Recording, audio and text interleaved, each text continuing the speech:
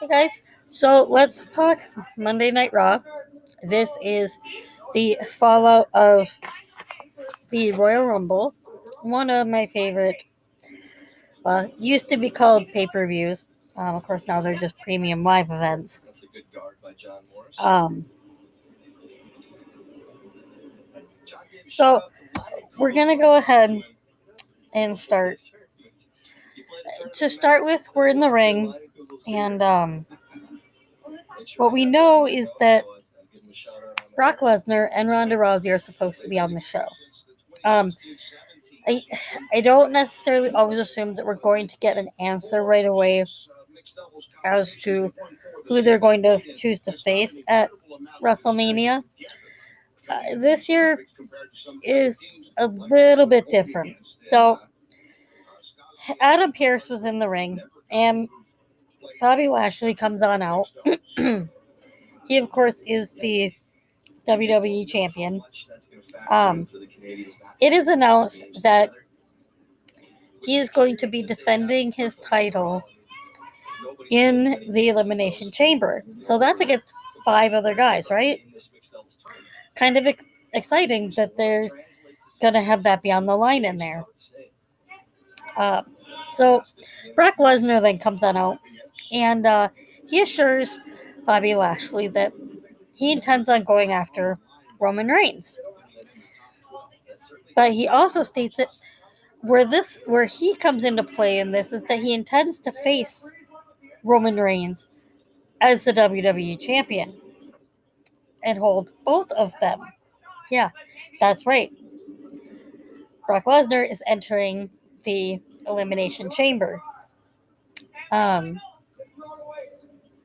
we then had the qualifying matches throughout the night to determine who else was going to be in it, and we'll talk about those things, right?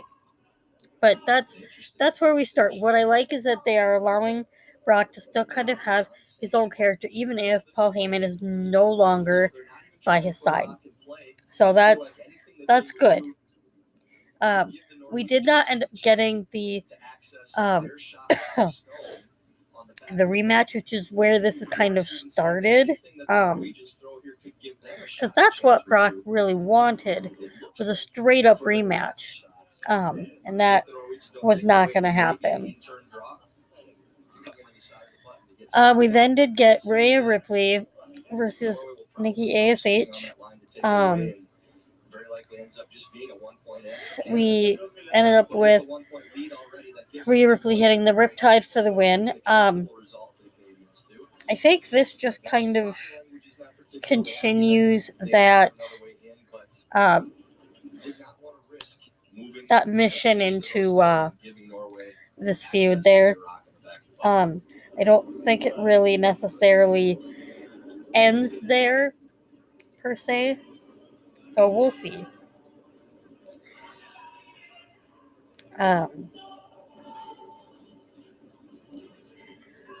So then we have The Miz facing Dominic Mysterio.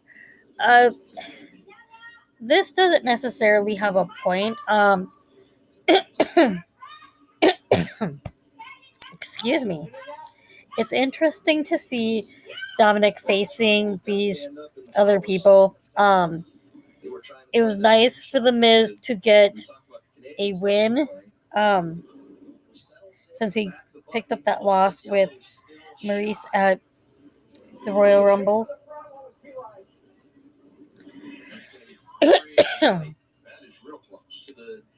It was okay. It was a decent match. We then have Austin Theory versus Kevin Owens, and this is to enter the Elimination Chamber. Now here, what ends up happening before this match happens, though, is that Kevin essentially had his edition of the Kevin Owens show, and he had Seth Rollins on out there. And Seth announced that he was going to be entering the Elimination Chamber and that he did not have to qualify. And Kevin's not necessarily thrilled about this, and he wanted Seth to try to use some of that influence as he just talked to management to get him out of having to qualify and just being allowed to just enter the Elimination Chamber. So Austin Theory joins the Elimination Chamber match. I don't know how I feel about this. He's in a good position. It would have been nice to have seen Kevin Owens in it, but at the same time, Kevin Owens has had so many opportunities, right? And where this could lead is something happening leading up to or after Elimination Chamber that brings us to a Kevin Owens versus Seth Rollins match at Mania. I would be okay with this. The two of them know each other well enough. They are better veterans of the business that know how to put on a good show.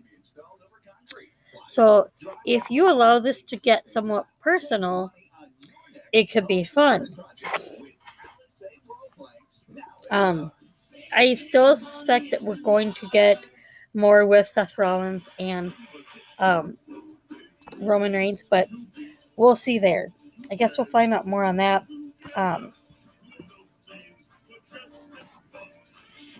We'll find out more about that when it comes to Friday.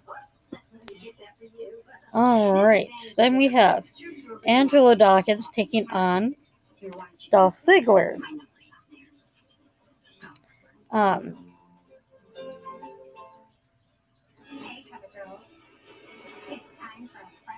We have Angelo Dawkins picking up the victory.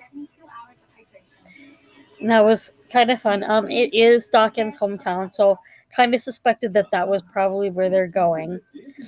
I would be okay with them continuing this Street Profits Dirty Dogs feud. It's two tag teams. You're giving them something to do. And you could even have them working their way toward one of them challenging the Alpha Academy. Because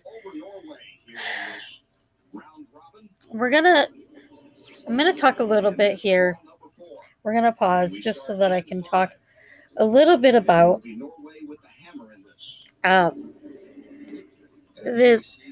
what I see happening for Randy and Riddle. So we'll talk about tonight and their scooter race when we get to that. We're not there yet.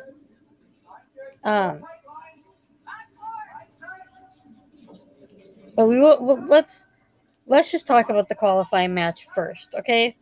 So Riddle faces Otis in the qualifying match, and Riddle wins, which means Riddle is going to Elimination Chamber. Now, we have seen snippets in the past of a potential split for Riddle and Randy, right? And that could end up happening. I don't know if they intended to at first, but some are mixed about whether or not they feel like that's a good idea. But here what we see is an opportunity, and what I am guessing they're going to do, and of course we'll find out at Elimination Chamber whether this ends up being true, but what they're setting up is for Randy and Riddle to face off against each other at WrestleMania for the WWE Championship.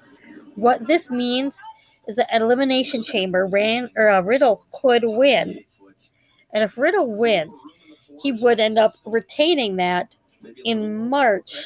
If they have a premium live event, I'm not exactly certain if they're planning on it or not, but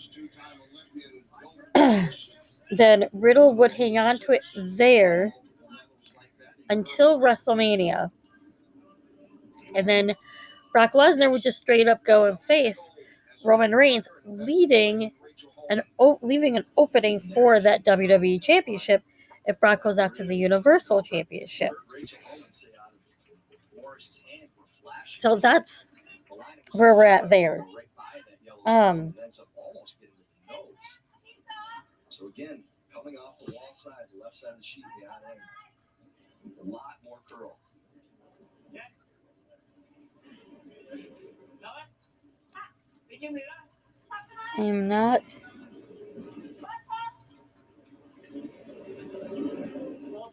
I'm not seeing the end for the scooter race, but we'll get there.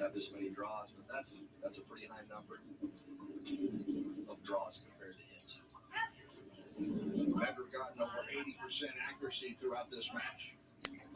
So we then are going to get Bianca Belair and Carmella. An interesting little match there. Bianca picking up the win. That mask